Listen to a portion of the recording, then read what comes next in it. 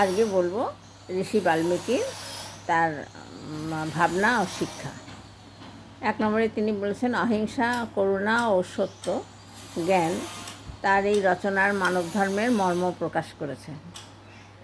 2 নম্বরে হচ্ছে ধ্যান ও আত্মজ্ঞান।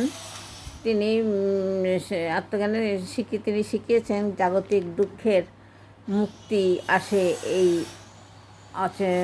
এই চেতনায় মাধ্যমে, আত্মজ্ঞানের চেতনার মাধ্যমে। 3 নম্বরে বলেছেন শব্দে ও ভগবত অনুভূতি তার কবিতায় ভাষা হয়ে উঠেছে ভক্তি ও প্রেমের মাধ্যমে। বাল্মীকি ও শিক্ষা সংস্কৃতি, তিনি শুধু কবি নন, তিনি ছিলেন শিক্ষক।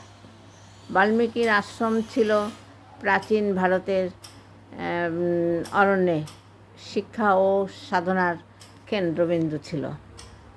সীতামাতার বনবাসের কালে তিনি তার আশ্রমে আশ্রয় দেন এবং লবকুশকে সুশিক্ষায় শিক্ষিত করেন। প্রতি বৎসর আশ্বিনের পূর্ণিমায় তিথিতে পালিত হয় বাল্মীকি জয়ন্তী।